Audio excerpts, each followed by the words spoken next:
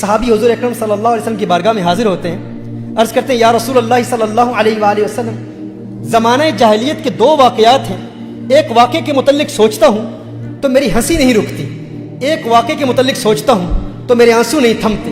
حضور اکرم صلی اللہ علیہ وسلم نے ارشاد فرمایا وہ کون سے واقعات ہیں؟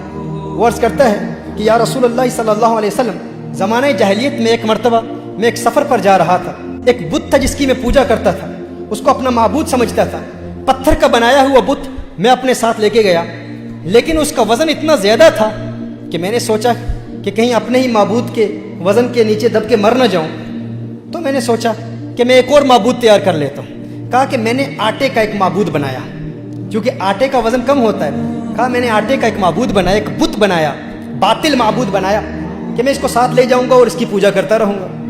کہا میں اس کو اپنے ساتھ لے کر گیا، رستے میں اس کی پوجا کرتا، اس کی عبادت کرتا علیہ باللہ۔ کہا لیکن ایک وقت آیا کہ زیادہ راہ جو میرے پاس کھانے کا سارا سامان تھا وہ ختم ہو گیا۔ کچھ وقت کے لیے تو میں نے بہت برداشت کیا، پھر میں نے اسی آٹے پر پانی ڈالا، اسی کو گوندا، گوندنے کے بعد پھر میں نے روٹی تیار کی، تو میں نے کہا ہے میرے خدا اگر آج کام نہیں آئے گا تو پتہ نہیں پھر کب کام آئے گا، میں نے اسی کو کھا لیا۔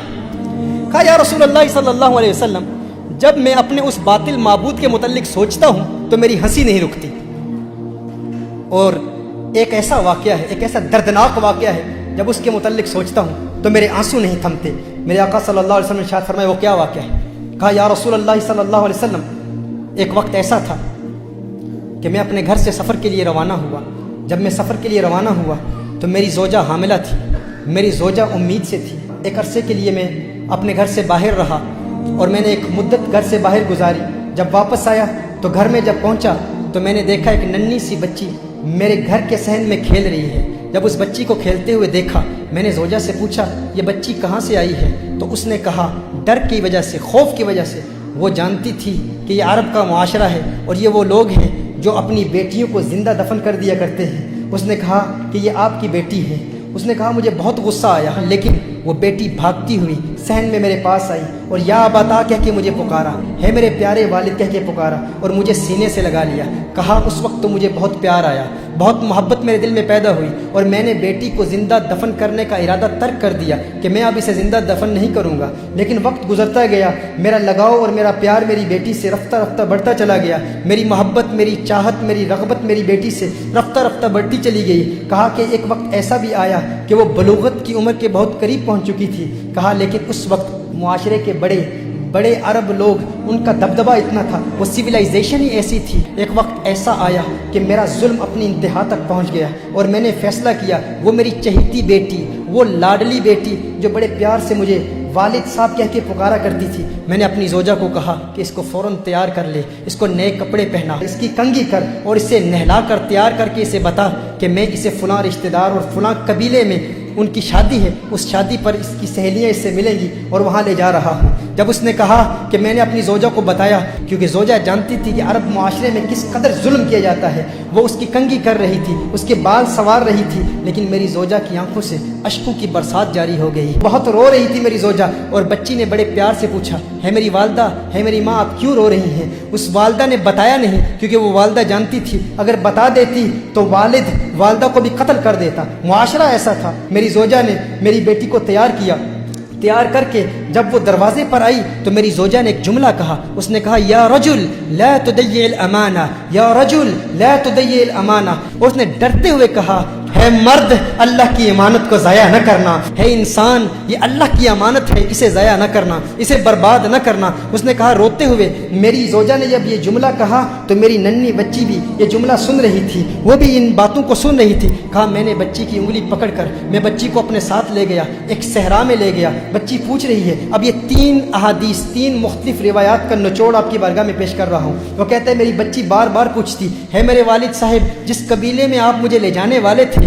یہ رستہ اس قبیلے کو تو نہیں جاتا، آپ مجھے کہاں لے جا رہے ہیں؟ ایک روایت میں آیا کہ اس بچی نے کہا، اس نے کہا کہ میں نے بچی کو اٹھا لیا، بچی تھک گئی، تھوڑی دیر کے بعد وہ بچی خود کہتی ہے والد صاحب آپ تھکاوٹ تو محسوس نہیں کر رہے، آپ تھک تو نہیں گئے؟ کہا میں نے اپنی بچی سے کہا میں نہیں تھکا۔ بچی نے کہا نہیں آپ تھک گئے ہیں، اب میں آپ کے ساتھ چلوں گی۔ انگلی پکڑ کر اس بیٹی کو وہ والد اپنے ساتھ اس صحرا میں لے گئے۔ اب جب اس نے دیکھا کہ میں نے گڑھا کھودنا شروع کر دیا، میں نے وہاں پر ایک گڑھا کھودا تو بچی کہہ رہی ہے میرے بابا جان یہ گڑھا क्यों खोद रहे हैं? एक रिवायत में आता है कि जब बच्ची ने देखा कि वालिद साहब का पसीना निकल रहा है तो वो बच्ची खुद अपने कपड़ों से वालिद साहब का पसीना पोंछ रही है कि मेरे वालिद को तकलीफ ना हो। जब वालिद की तकलीफ देखी तो वो बच्ची भाग कर आती है और खुद गड़ा खोदने में मदद कर रही है। कहा लेकिन मेरा दिल पथरा चुका था, मैं पत्थर दिल हो चुका था और ज़माने का, मुआशरे का रोब और दबदबा और फिक्र इस कदर लाहिक थी कि मैंने अपने बच्ची को उठा के उस गड्ढे में फेंक दिया। जब बच्ची को गड्ढे में फेंका तो रेत मैंने बच्ची पर डालना शुरू कर दी।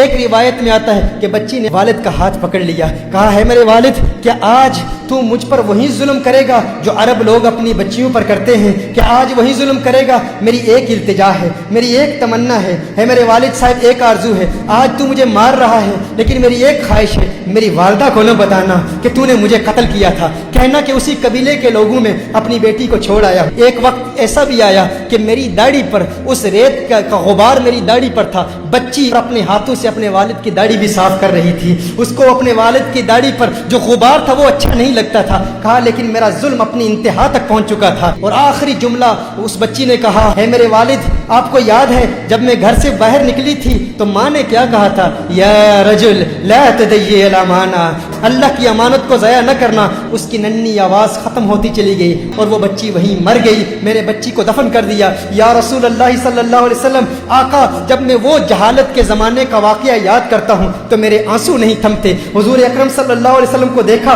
तो हुजूर अकरम सल्लल्लाहु अलैहि वसल्लम के साथ हज़रत फ़ातिमा ज़हरा रदी अल्लाह ताला अन्हा मौजूद है। मेरे आका ने फ़ौरन फ़ातिमा ज़हरा को सीने से लगा लिया, सीने से लगा लिया। मेरे आका की आंखों से अश्कों की बरसात जारी हो गई। हम तो अपनी बेटियों से प्यार किया करते हैं। मेरे आका ने फरमाया है जालिम इंसान, अगर ज़माने जाहिलियत के गुनाहों की वजह से और जुल्म की वजह से अल्लाह मुझे आज किसी से बदला लेने की इजाज़त देता तो सबसे पहले तुझ जालिम से बदला लेता। मोहतरमा हिब्बा, अपनी बेटियों को बताएं कि हुजूर अकरम सल्लल्लाहु अलैहि वसल्लम ने इन बेटियों को जीने का हक दिया है। मेरे आका सल्लल्लाहु अलैहि वसल्लम ने इन बच्चियों को वो मकाम दिया है। क्या मकाम दिया है, क्या मर्तबा दिया है? रिसालत में आप सल्लल्लाहु अलैहि वसल्लम इरशाद फरमाते हैं जब किसी के यहाँ लड़की पैदा होती है तो अल्लाह ताला उसके घर फरिश्तों को भेजता है। आज आप देखें आपके घर बेटी पैदा हो जाती है, आप परेशान हो जाते हैं। दो बेटियां पैदा हो जाती हैं, आप परेशान हो जाते हैं क्योंकि बेटों पर हम फख्र करते हैं। मेरे आका सल्लल्लाहु अलैहि वसल्लम इरशाद फरमाते हैं जब अल्लाह ताला किसी को बेटी अता करता है, लड़की अता करता है तो उसके घर फरिश्तों को भेजता है। फरिश्ते आकर कहते हैं है घर वालों तुम पर सलामती हो। फिर फरिश्ते अपने पर बिछा देते हैं, अपने परों के साए में उस बच्ची को ले लेते हैं और अपने हाथ उस बच्ची के सर पर फेरते हैं और फिर फरिश्ते कहते हैं कि ये नातवा कमजोर जान है, जो इस नातवा कमजोर की परवरिश करेगा कयामत तक अल्लाह की मदद उसके शामिल हाल रहेगी। मेरे आका सल्लल्लाहु अलैहि वसल्लम ने इरशाद फरमाया बेटियों को बुरा मत कहा करो, तुम देखते नहीं मैं मोहम्मद अरबी भी बेटियों वाला हूँ, तुम देखते नहीं मैं भी बेटियों वाला हूँ। बेशक बेटियां तो बहुत मोहब्बत करने वाली, गमगुसार और बहुत ज्यादा मेहरबानी करने वाली होती हैं। एक हदीस में मेरे आका सल्लल्लाहु अलैहि वसल्लम ने इरशाद फरमाया जिस शख्स पर बेटियों की परवरिश का बार पड़ जाए और वो उनके साथ हुस्ने सलूक करे तो उसके लिए जहन्नुम से रोक बन जाती है। बेटियां उसे जहन्नुम में दाखिल नहीं होने देती। ये बेटियों का मकाम है। किसने दिया? मेरे आका सल्लल्लाहु अलैहि वसल्लम ने दिया। हजरत अनस रदियल्लाहु ताला अन्हु रिवायत फरमाते हैं नबी करीम सल्लल्लाहु अलैहि वसल्लम ने इरशाद फरमाया जो शख्स दो लड़कियों की परवरिश करता है, जो शख्स दो लड़कियों की परवरिश करता है यहाँ तक कि वो बालिग हो जाएं तो मेरे आका ने इरशाद फरमाया जन्नत में मेरे साथ वो यूं होगा जैसे ये दो उंगलियां मिली हुई हैं। अगर जन्नत में आका की सोहबत, आका की खिदमत में रहना चाहते हो, आका के करीब रहना चाहते हो तो बेटियों की परवरिश करो। शारहीन फरमाते हैं हुजूर ने दो लड़कियां फरमाया, दो बेटियां नहीं। यानी अगर कोई दो बेटियों की परवरिश करे या दो बहनों की परवरिश करे और शरीयत मुताहरा के मुताबिक करे और वो उनकी आंखों के सामने बालिग हो जाए, उनके हुकूक अदा करे तो जन्नत में वो हुजूर अकरम सल्लल्लाहु अलैहि वसल्लम के साथ होगा। ये मकाम मेरे आका सल्लल्लाहु अलैहि वसल्लम ने औरत को दिया।